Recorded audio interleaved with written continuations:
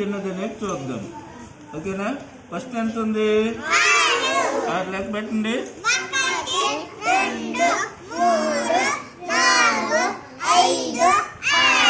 ఇక్కడ వరకు 6 వచ్చింది.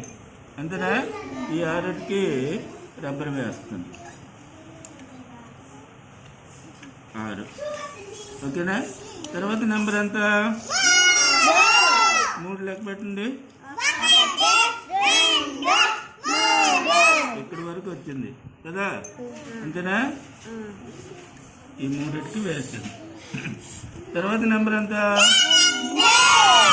8 కదా? 8 లెక్క పెట్టండి.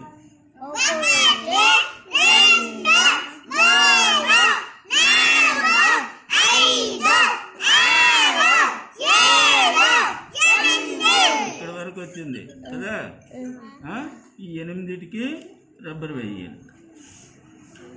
ఇప్పుడు ఈ 3 ఏది పొడుగుగా ఉంది, పెద్దగా ఉంది? అది ఎంతది? 8. ఇందులో పెద్దదేది? 8. మరి చిన్నది ఏది? ఏదేది? చిన్నది 3. అర్థమైందా? ఏది పెద్దది, ఏది చిన్నది అనేది?